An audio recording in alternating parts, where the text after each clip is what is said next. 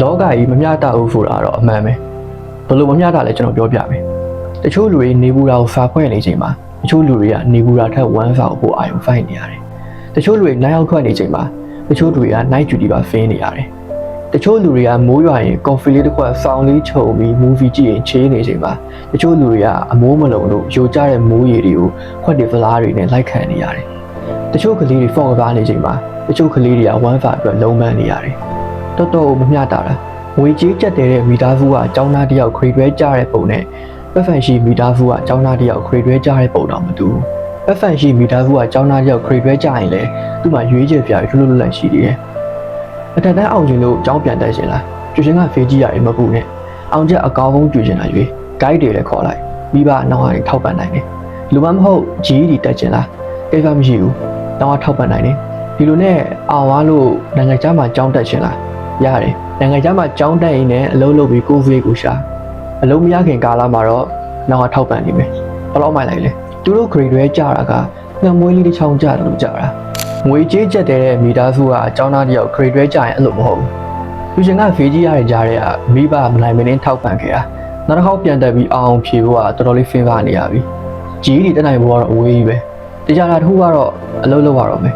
ရွေးချက်ပြတိတ်မရှိဘူးငမွေးလေးကြတယ်လို့ grade တွေကြတာမဟုတ်ခွေးကြဝဲကြတာဒီလိုမှမဟုတ် grade တွဲအောင်လို့တက္ကသိုလ်တက်တာချင်းအတူတူအနေထားလည်းမတူပြန်ဘူး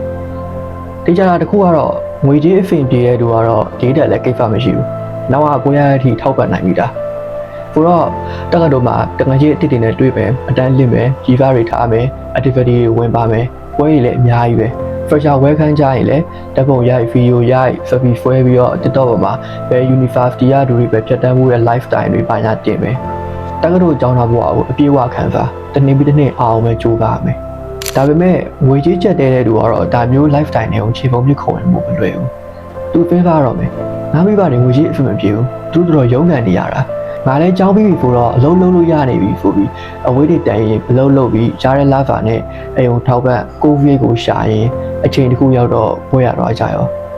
University life ဆိုတာဘာမှတော့မသိလိုက်ဘူးတစ်ဖက်မှာတော့ငွေကြေးကိစ္စကိုစိုးရိမ်ပြမလို့ပဲနဲ့ University life ကိုပြေဝခံစားရင်ပွဲရတော့ပဲပဲတစ်ဖက်မှာကျတော့ငွေကြေးကိစ္စကြက်တဲ့မှုတွေကိုမျက်နှာချင်းဖိုင်ရင်ပွဲရတော့တာ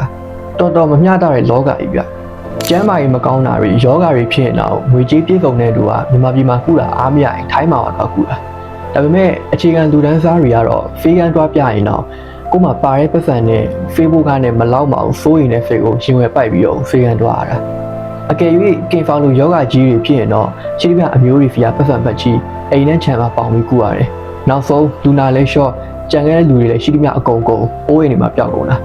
ဒီလိုမမျှတတဲ့အကြောင်းတွေကိုတနေကုန်ထိုင်ပြောနေအောင်ပြီးမှာမဟုတ်ဘူးကိုကအာကေဖြစ်ရင်တော့ကန်ကောင်းတာပေါ့ဒါပေမဲ့အကြက်သေးတွေကြားထဲမှာခြေနစ်လိုနစ်နေတဲ့လူတန်းစားဖြစ်နေတော့တော်တော်ရှင်းနာဖို့ကောင်းတာကန်ဆိုးတာကဘလို့အခြေအနေမျိုးနဲ့ဘဝကိုစတင်မလဲဆိုတာကိုရွေးချယ်လို့မရဘူး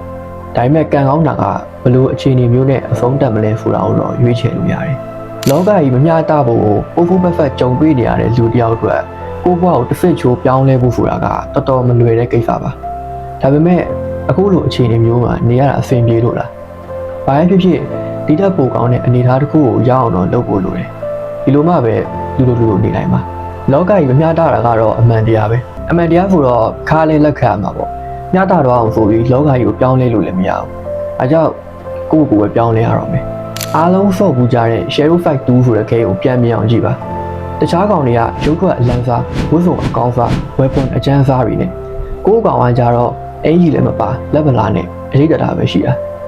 တော်တော်အမျှတာဘူးမမျှတာပဲမဲ့လည်းနိုင်အောင်တိုက်ရတာပဲဒီလိုနဲ့ပတ်ဖက်နေရလာရင်ဖူပြီး weapon တွေဝယ် level တွေတက်ရင် skill တွေထပ်ဖြည့်ပြီးတခြားကိုယ့်ထက်ကျန်းတဲ့ကောင်တွေနဲ့ထပ် fight ရတယ်ဒီလိုမမျှတာတဲ့ game ထဲမှာရှုံးပွဲတွေတစ်ပုံတစ်ခေါက်နဲ့ boss တွေတစ်ခေါက်ပြီးတစ်ခေါက်မနိုင်နိုင်အောင်တိုက်ရင်နောက်ဆုံး final boss ကိုလည်းခက်အခဲနဲ့အနိုင်တိုက်ပြီးချိန်မှာတော့ဒီ game ထဲမှာအကျန်းဆုံးကောင်အဖြစ်နဲ့ဝင်လာဖြစ်သွားတာပေါ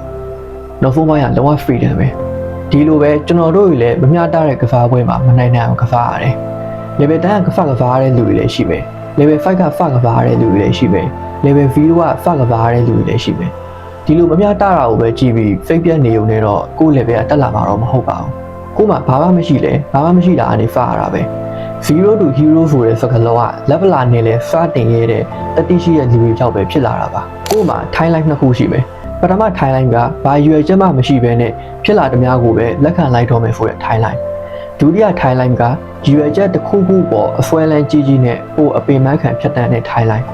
ဒီ timeline တစ်ခုကနောက်9နှစ်အကြာဘာဖြစ်မယ်ထင်လဲပထမ timeline ကတော့နောက်9နှစ်အကြာမှာဘာမှဖြစ်လာမှာမဟုတ်ပါဘူးဒီတိုင်းဖြတ်တန်းခဲ့တဲ့ timeline ဖြစ်တဲ့အတွက်ဘာတိုးတက်မှုမှရှိမှာမဟုတ်ပါဘူးအခြေအနေကတော့ဒီတိုင်းပဲဒါပေမဲ့ဒုတိယ timeline မှာတော့အခုထက်ပိုကောင်းတဲ့အနေအထားတစ်ခုကိုရောက်နေမှာတော့သိကြတယ်အခုလိုအကြက်တဲတွေလုံးဝမရှိတော့တဲ့အနေအထားတစ်ခုပေါ့ဆိုတော့ဘယ် timeline ကိုရွေးမလဲကျွန်တော်တို့တွေကအရင်9နှစ်တုန်းကတည်းကဒါတွေလုပ်ခဲ့ရင်အခုဆိုဘာတွေဖြစ်နေလောက်ပြီးဒီလိုတွေကြုံရမှာမဟုတ်ဘူးဆိုပြီးနောက်နောက်ရတတ်ကြတယ်ဒါပေမဲ့အခုကတည်းကဘာတွေလုပ်ရင်နောက်9နှစ်ဆိုဘာတွေဖြစ်နေလောက်ပြီးဆိုပြီးတွေးဖို့ကြတော့မေ့နေကြတယ်အခုအချိန်ရောက်ပါပြီမမျှတတဲ့ကစားပွဲကြီးထဲမှာကိုအစားပြုရတဲ့ level မှာပဲမနေပါနဲ့အနည်းဆုံးတော့အခုလိုအကြက်သေးတွေမရှိတဲ့ level ကြီးရအောင်တက်ပါနောက်ကိုမွေးလာမဲ့တာသမီတွေကိုကိုအစားပြုရတဲ့အခြေအနေမျိုးနဲ့သူတို့ဘဝကိုစတင်ရတာမျိုးမဖြစ်ပါစေနဲ့